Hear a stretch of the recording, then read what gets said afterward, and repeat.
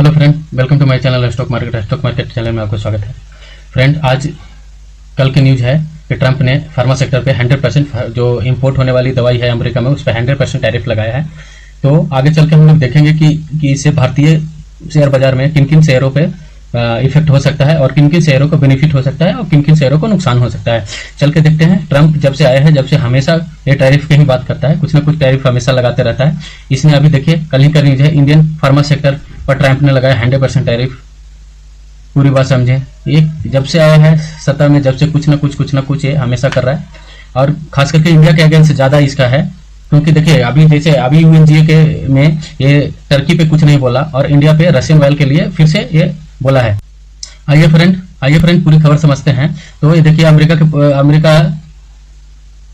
के राष्ट्रपति ने ऐलान किया है कि वो 1 अक्टूबर 2025 से 100% टैरिफ, दूना टैरिफ लगाएगा। किन पे लगाए तो ब्रांडेड महंगी दवाइयों पे लगाएगा, जो पेटेंट दवाइयां है, जो अमेरिका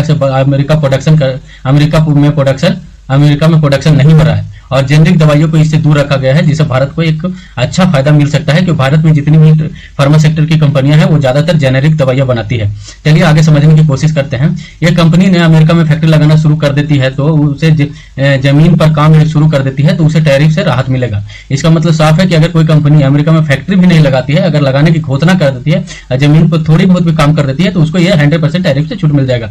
आइए देखते हैं आगे। यह फैसला सभी दवाइयों पर नहीं लागू होगा, ये सिर्फ ब्रांडेड और पेटेंट दवाइयों पर लागू होगा। कई देश जैसे यूरोपियन यूनियन के साथ अमेरिका का एक समझौता हुआ है, जिसमें सबसे ज्यादा से ज्यादा दवाइयों पर टैरिफ 15% ही लगाया जा सकता है। इसलिए ये 100% टैरिफ अंतर्राष्ट्रीय नियमों से एक टकरार पैदा करेगी। कई दवाइयां कंपनियां हैं जो पहले ही अमेरिका में फैक्ट्री बना चुकी है, इसके फैसले से राहत मिलेगी उस कंपनियों को। आइए, अमेरिका में ब्रांडेड दवाइयां और महंगी हो सकती है। मरीजों को बीमा कंपनियों को ज्यादा कीमत चुकानी पड़ सकती है। जिन कंपनियों ने अमेरिका में फैक्ट्री लगाया है उन्हें फायदा होगा। भारत पर इसका क्या असर पड़ने वाला है, चलिए देखते हैं। भारत से अमेरिका जेनेरिक दवाइयां का निर्यात करता है, जो सबसे ज्यादा है। उन पर असर भारत पर इसका असर कम होगा। भारतीय ब्रांडेड कंपनियां स्पेशलाइज दवाइयां भेजती है, जिन्हें नुकसान हो सकता है। जो कंपनियां ब्रांडेड और स्पेशलाइज भेजती है उन्हें नुकसान हो जाएगा। भारतीय शेयर मार्केट पर फार्मा कंपनियों में दवा बन सकता है।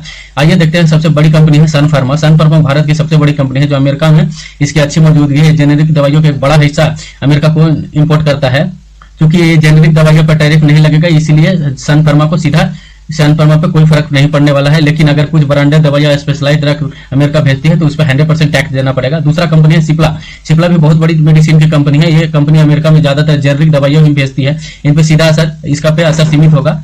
लेकिन हाँ, अगर सिप्ला इनोवेटिव और ब्रांडेड दवाइयां अमेरिका भेजती है तो उस पर 100% टैरिफ लगेगा। तीसरा है डॉक्टर रेड्डी लेबोरेटरी, सबसे बड़ा मार्केट इसका ही है अमेरिका में जेनेरिक दवाइयों का इसका बिजनेस अमेरिका में मजबूत है। लेकिन फिलहाल इस पर टैरिफ का कोई असर नहीं होगा। लेकिन कंपनियां कुछ स्पेशलिस्ट और ब्रांडेड प्रोडक्ट अमेरिका भी भेजता है, वहां मार्जिन पे दबाव आ सकता है।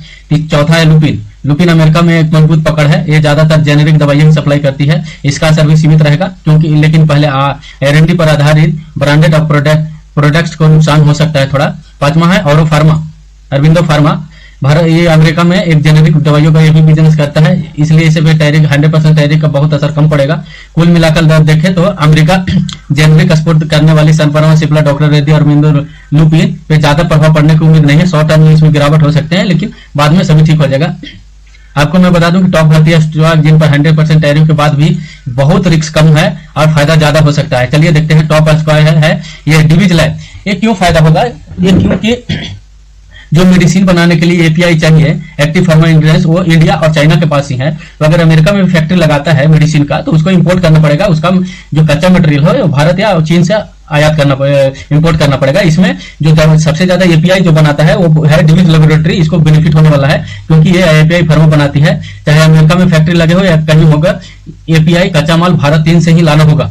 दूसरा है लॉन्ग टर्म में एपीआई की मांग बढ़ेगी, जिससे इसको फायदा होगा। दूसरा है लॉरस लैब एपीआई और फार्मूला है, दोनों इसके पास मजबूत है। ये कंपनी अमेरिका में को एपीआई सप्लाई करने से इस कंपनी को फायदा हो सकता है। जनरली सेफ जोन में है, इसलिए रिस्क कम है। एपीआई का डिमांड बढ़ेगा यूएस मार्केट में अगर फार्मा सेक्टर जाता है और वहां पर स्ट्रेंथ तो वहां बढ़ेगा। तीसरा है ऑरो फार्मा। ये भी अमेरिका में एक बहुत बड़ी भी एपीआई बनाती है, जेनेरिक दवाइयों पर टैरिफ नहीं लगेगा, इससे कंपनी को फायदा हुआ है। स्ट्रॉन्ग यूएस जेनेरिक बिजनेस है। अगर सार हम लोग देख रहे हैं तो एपीआई बनाने वाली कंपनियां जैसे डीवीस, लॉरिस और ग्रेन्युलर्स को सीधा फायदा होगा, जबकि जेनेरिक बनाने वाली कंपनियां और वो सन फार्मा सिप्ला सेफ जोन में है, लेकिन जो ब्रांडेड मेडिसिन बनाती है जैसे बायोकॉन, गलमार के कुछ हिस्से सन फार्मा एवं डॉक्टर रेड्डी में थोड़ा ज्यादा रिस्क हो सकता है। ये था अमीर पूरा सार। इस वीडियो को अगर देख रहे हैं फ्रेंड तो लाइक और शेयर और सब्सक्राइब जरूर करें। धन्यवाद।